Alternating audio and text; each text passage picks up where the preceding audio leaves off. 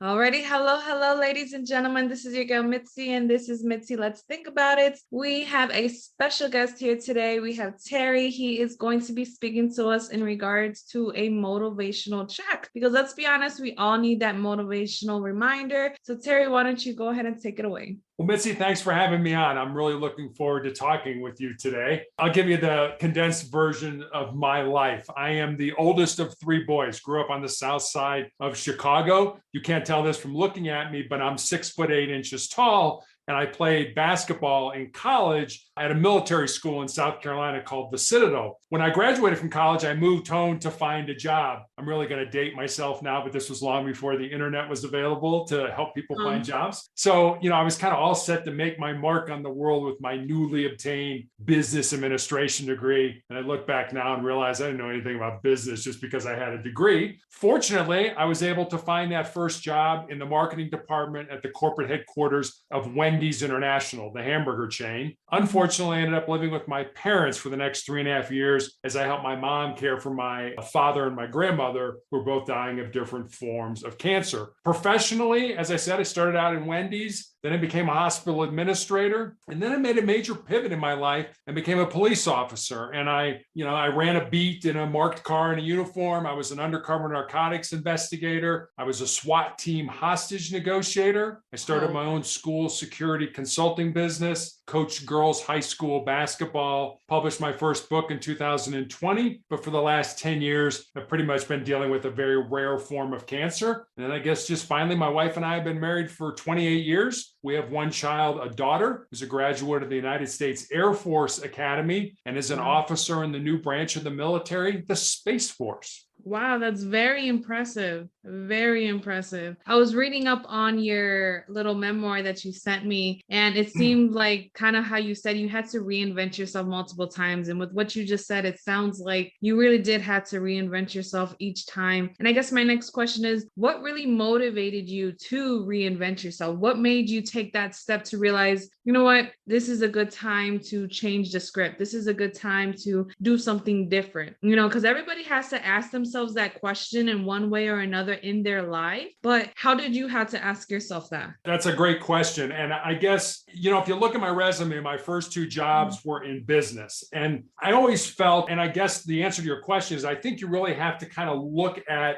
reinventing yourself based on what's in your heart. What do you feel your passion is? What do you feel that you're supposed to do with your life? And I always felt my passion was to sort of follow in my grandfather's footsteps and go into law enforcement. But my grandfather, my paternal grandfather, my dad's dad, was a Chicago police officer from 1924 to 1954. And he was actually shot in the line of duty with his own gun. It wasn't a serious injury. He was shot in the ankle. But my grandmother used to always tell my dad the stories of that knock on the door of, Mrs. Tucker, grab your son, come with us. Your husband's been shot. So when I expressed an interest in going into law enforcement, my dad was absolutely not. You're going to go to college. You're going to major in business. You're going to get out, get a great job, get married, have 2.4 kids and live happily ever after.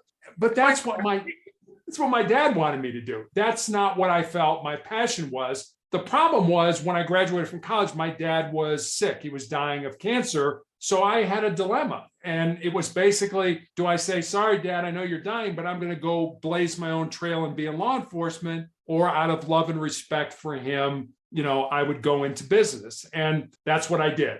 So I sort of say I did what every good son did. I waited until my father passed away, and then I followed my dreams of getting into law enforcement. But it was really just kind of looking in my heart. And, I think our purpose, our passion, our why, whatever you want to call it in life, it changes over time. When I was younger, I was a really good basketball player, and it was basketball. And then it was law enforcement. And now it's putting as much goodness, positivity, motivation, love back into the world as I possibly can. And I guess let me end with this. A lot of times we think our purpose or our passion in life has to be our job.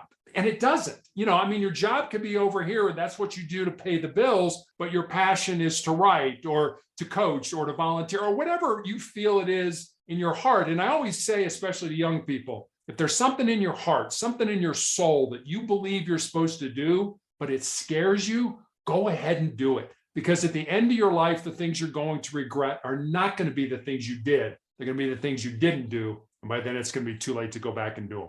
That is very true. I like the way that you stated that, because that is something that we as the younger generation, as well as the older generation, everybody, let's be honest, everybody needs to take that into consideration, because just because you're 80 doesn't mean you have to continue with that same state of mind. Just because you're 20 and you're trying to get out of college and figure out what to do doesn't mean you have to default to an old way of thinking.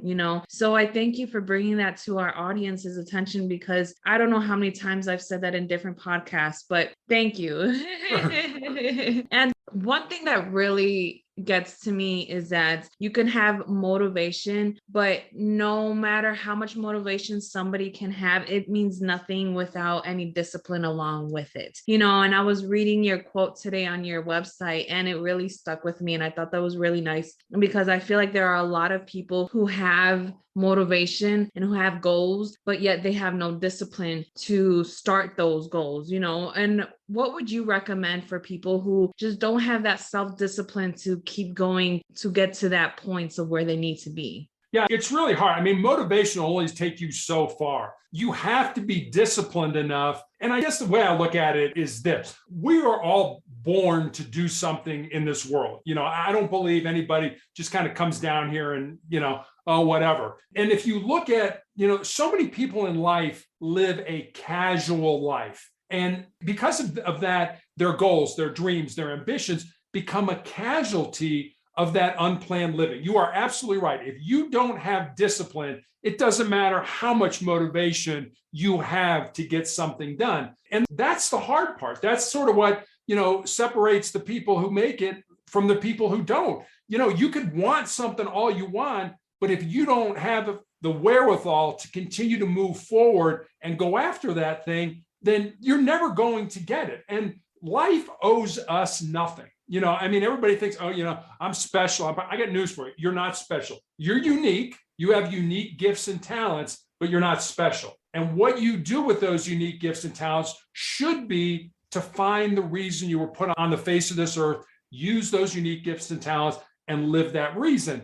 But so many people just kind of muddle through life. And then when it's the end, they're like, oh, no, wait a minute. I want another month or another year, because I didn't do anything. Well, sorry, you had plenty of time. You just didn't get around to doing that. So, I guess the one thing, maybe it's the same word as discipline, is grit. Do you have the grit? Do you have the things within you? And we all do. It's not like something you got to go find. You have grit. You have motivation. You have discipline inside you. It's just a matter of whether you want to use them or not to make your life what it's supposed to be. And I think it's such a shame for people who kind of go through life. And a lot of people do it. They're like, okay, I've got a goal. I want to go through this. That's hard. I'm just going to give up. I'm just going to stay where I am. And those people are the ones at the end of their life that, like I said, go kicking and screaming and can't get anywhere. So I don't know if I have a good answer for your question. You have to have that discipline. If you don't, I can't give it to you. That's not something I'm like, here, Mitzi, here's some discipline.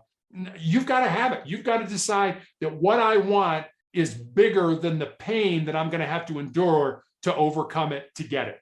Correct. I think that is very true. And I thank you for giving me your opinion and your perspective on that. So for you being an individual that promotes motivation and promotes motivational checks for individuals, I've seen your videos, I've seen things like that. Have you ever encountered anybody that was kind of just stubborn and just no matter what you said to them, they just didn't understand? And if you have, what do you do to handle that? Do you just ignore them and bypass them? Is that the best way to deal with those type of people? Or what's the best way to deal with those type of people who are just narrow-minded or just stubborn? Yeah, I don't know if I have an adult child. So I kind of went through that stage, with our daughter who, was stubborn and didn't want to do things, when we wanted to. And I guess I'm a big person on sort of being cautious about what people say. People talk a really good game.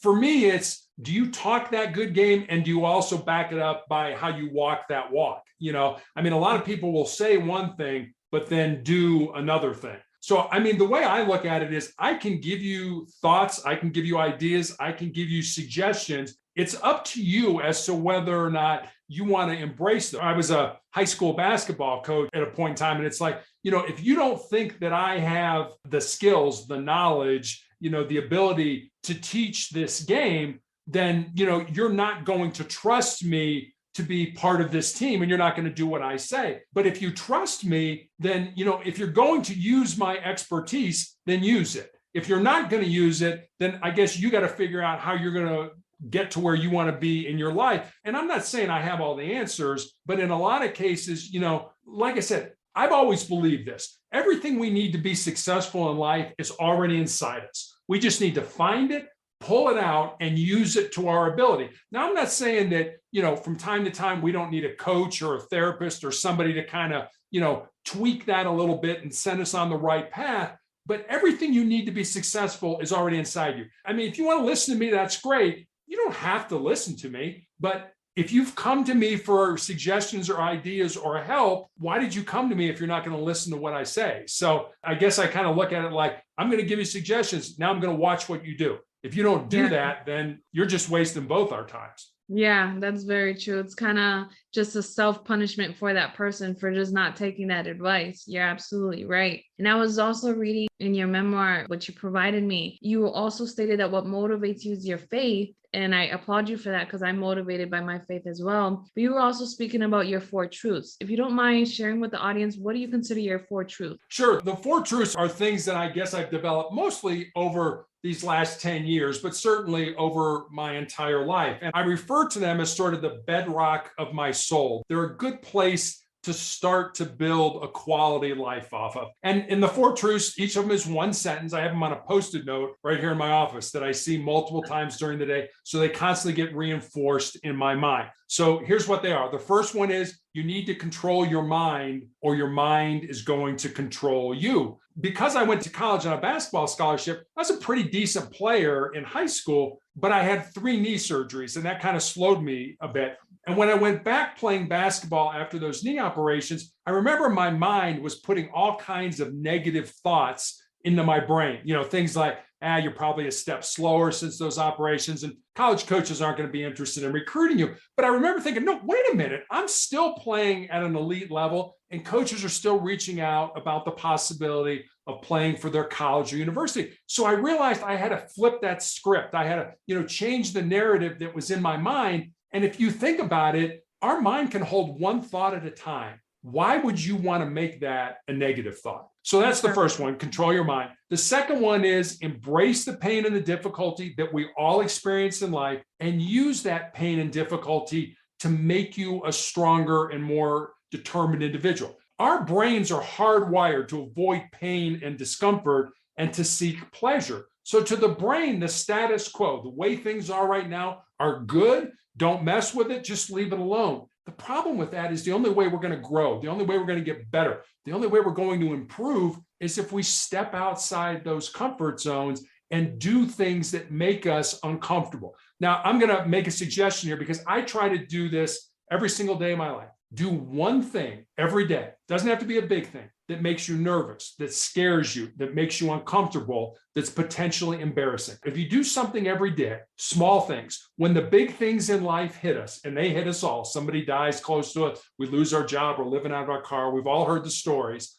If you do those small things every day, when the big things hit, you'll be so much more resilient to handle those. So instead of running from pain, what I'm suggesting with this thought is do just the opposite. Take that pain, flip it inside, burn it as fuel, use it as energy to make you a more resolute individual. So that's number 2. Number 3 is kind of a legacy truth, for lack of a better word. And it's this: what you leave behind is what you weave in the hearts of other people. Through this cancer battle, I had my leg amputated, and I also found out I had tumors in my lungs in 2020. And when I did that, I went to the cemetery, to the mortuary, and to the church, and I planned my funeral. And because I give talks and I'm on podcasts talking about motivation and the need to keep moving forward, I actually got some brushback from people who were like, well, don't you think planning your funeral is kind of defeatist? And I kind of looked at them like, well, last time I checked, we're all going to die. I don't think anybody's working on a cure for life right now. Thank you.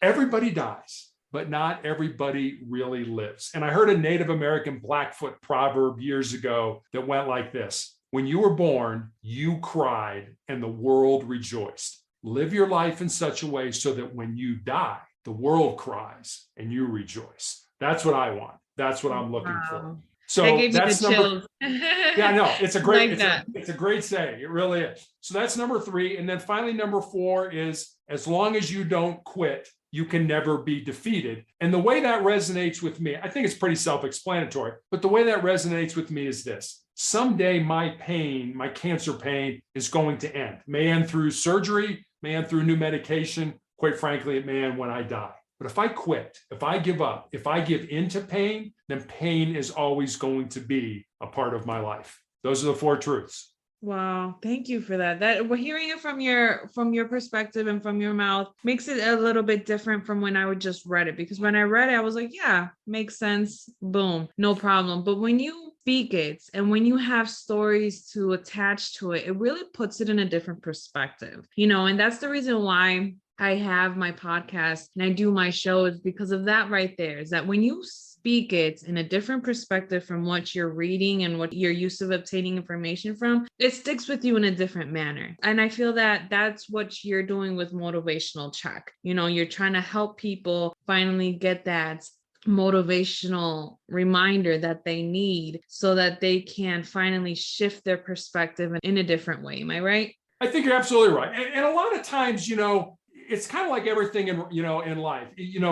We talk about, having a significant other in our life. It's not so much finding the right person as it is finding the right person at the right time. And timing is so important in life. I may suggest something to you that today you're like, no, I'm not feeling it. It's not good for me. If I suggest the same thing to you 6 months from now, you may be like, oh yeah, I'm at a point in my life where that resonates with me. So, I just put stuff out there, and if it's the right time, if it's, the right time for that seed to germinate and come up, that's great. It may not be the right time. It may take 6 months, a year, or whatever. So much of life is timing and having the right timing. And I think the same thing is true with motivation. That's true. Thank you for bringing that up because sometimes I forget about that. But yes, timing is very important. Just like you said, you never know when somebody might need the information. So just throwing it up in the air and just having it available whenever it comes across somebody's platform, well, then you know what? That's the time for that person right there. So that's very true. Okay, so I guess my next question is, because it makes sense why you started, but when did you actually start Motivational Check? When did it click for you to actually like, this needs to be available? I need to put this out there. So, there's sort of that old joke that says when we talk to God, it's called prayer. When God talks to us, it's called schizophrenia. So I'm not going to say that God ever talked to me, but what I think God does and what I think God has done in my life, he puts people in our path that make suggestions to us. And I think when he puts enough people in your path, unless you're an idiot, you should probably, pay attention to that. It's like, and so people were saying to me, you should start a blog, you should get this information out there. And I was totally resistant to it. I'm like, wait a minute, I'm old. I can barely turn my cell phone on in the morning. You want me to start a blog? I don't know anything about starting a blog. And so literally when I started Motivational Check, it was 4 pages long. And this is the honest truth. It took me 4 months to develop those 4 pages because I had no idea what I was doing. I would do something. I'm like, I don't know what that means. I got to go research it, and I would come back and I'd get a little bit further and a little bit further. I'm sure if I would have asked my 25-year-old daughter to do it, it would have been like, sure, Dad, I can do it in 15 minutes, but for me, it took 4 months. And it was the same way with my book. People were saying, hey, you should write a book. You should write a book. And I'm like, I'm not a writer. I'm not an author, but enough people said it. And I think that's what God does. I think God gives us choices. That's what free will is all about. Hey, I think you should do this. I'm going to put people in your path that tell you to do this, but it's your choice. You could say, no, I'm not going to do it, and do what you want to do. And that's fine. But I don't want your audience or you to think that, the heavens opened and I heard a voice. And so I started a blog. That wasn't the case, but I really feel enough people made that suggestion that I was smart enough to kind of say, oh, maybe I ought to listen to this and figure out what's going on.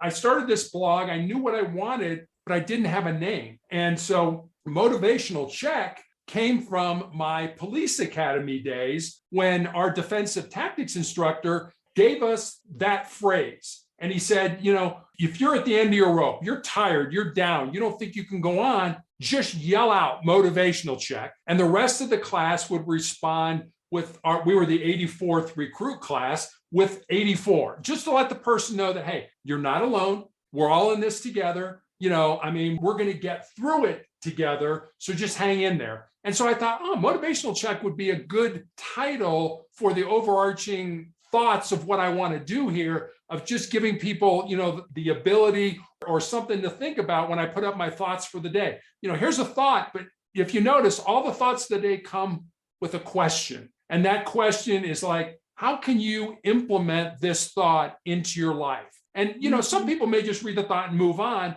Some people may read the thought and say, oh, maybe I can apply this in some way. And then there's another quote tomorrow. And then on Mondays, I put up the Monday morning motivational message, which a lot of times is a video or a story that's a little bit longer. So it's, again, like we were talking about, is the timing right for you? I'm giving you something. Do you want to take it? If you don't, okay, that's fine. There'll be another one tomorrow. So that's how motivational check came to be. Awesome. Well, thank you for that. I think that is very true. Everything that you have said so far has been very reassuring, because everything that I've done to create Mitzi Let's Think About It and my Mitzi Thinking, it's all started exactly the way that you started.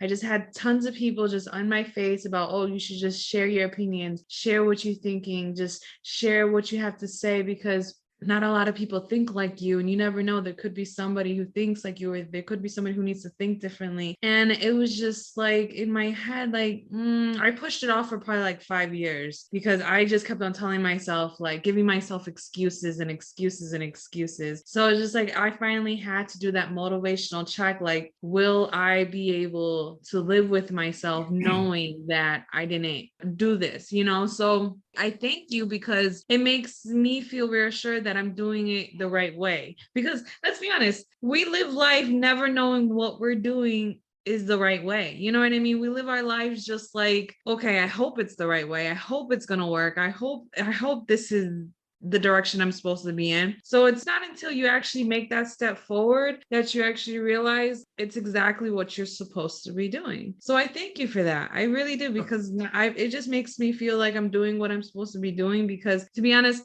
setting up my interviews with my special guest, it gets me nervous. Like before I even go onto the Zoom, I get nervous and I'm just like, oh my goodness, I hope it's a good conversation. Oh, I hope I don't mess up. Oh, you know what I mean? Like I just kind of psych myself out. But then it's just like, I have to remember, you just have to just keep going, just keep moving and going through life. So I thank you for that. It's very reassuring to me. So I do appreciate that. But I am interested about your book. If you don't mind telling us a little bit about your book, I would love to hear more about it. Sure. So the book is called Sustainable Excellence, the 10 Principles to Leading Your Uncommon and Extraordinary Life. And it's really a book that was born out of two conversations I had. One was with a former player that I had coached who moved to the area where my wife and I live with her fiance, and we had dinner with them one night. And after dinner, I remember saying to my player, I'm really excited that you're living close and I can watch you find and live your purpose. And she got real quiet for a while. And then she looked at me and she's like, well, coach, what do you think my purpose is? I said, I have no idea what your purpose is, but that's what your life should be about. Finding the reason you were put on the face of this earth, using your unique gifts and talents and living that reason. So that was one conversation. And then the other conversation was with a young man in college who reached out to me on social media and asked me what I thought were the most important things he should learn to not just be successful in his job or in business, but to be successful in life.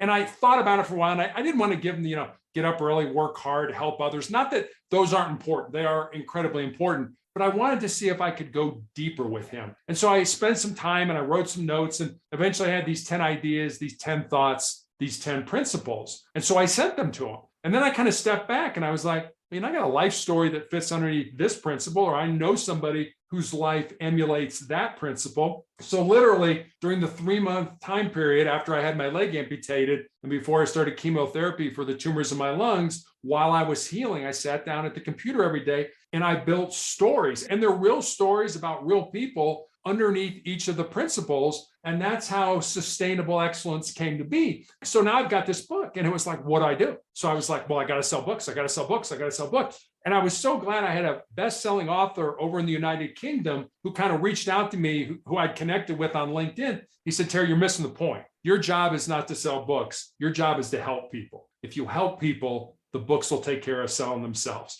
And I was so glad that he said that, because I didn't write the book to make money or to get famous. I wrote the book to try to make a difference in people's lives. And so by him saying that to me, it sort of put things in perspective. But that's kind of how sustainable excellence came to be. Awesome. Well, thank you for that. That's true. That's absolutely true. And it's crazy that you said that last part at the end, because I follow a lot of other authors on Twitter, and it just baffles me the way some people respond to the lack of response from their book, if that makes sense, if I said it in the right way. Because I had some individuals where they got mad at their followers for not buying not a single book. Or they'll be mad at the fact that they got one bad review, but then 500 other good reviews. You know what I mean? And it baffles me, because what are your intentions into starting to be an author or to write your books, you know? And it's exactly like you said, you're not looking to sell books, because if you're looking to sell, then go sell cars or go sell something else then. You know what I'm saying? If that's what you're really in it for. When you're a writer and you start writing, you have to be looking out for one person out of the billions of people in the world that it'll change and motivate, and it'll hold close to their heart. You know what I mean? That's the reason why authors write. Authors shouldn't be writing for selling. That's ridiculous, because you're always going to be disappointed. And it's sad, because I don't feel like it's my place to tell that to those people,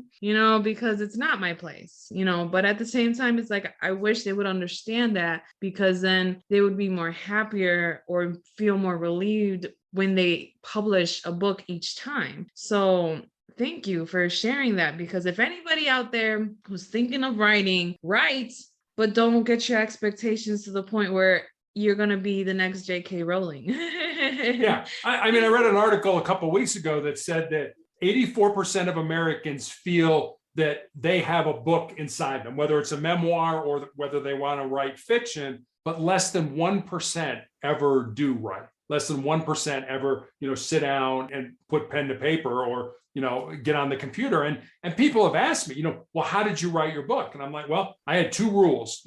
Number one, I made myself write at least a minimum of one page every day during the week, except Sunday. I didn't write on Sunday. And then I said I wouldn't edit anything until I had the first draft. And, there were days where I sat down and I wrote absolute garbage. It was like, this is terrible. But then the next day I wrote something better, and then the next day, maybe I wrote garbage, but then the next day I wrote something better. So you have to look at the cumulative effect. A book is multiple pages. I mean, if you write a bad page, it doesn't make you a bad writer. It just means that, that probably isn't going to be in your book, but maybe the next page will be. So, I mean, all these people have, I got to do this, I got to do that. I'm like, you know what, just write and see what you got and go with it and write from your heart.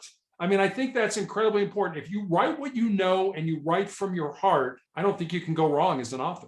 Yeah, that's very true. That is very true. Oh, thank you. And I guess to start wrapping up our show, what is the advice that you'd be able to give myself or the audience out there that's probably having some difficulties keeping motivated and keeping their discipline and just keeping their mind focused and away from the negative, because there's so much negative going on in the world. Let's be honest, with the war going on and the pandemic that just happened and people just trying to create their new version of themselves or their new life. What is an advice that you would give out? Yes, I'll end with a story, but let me say this.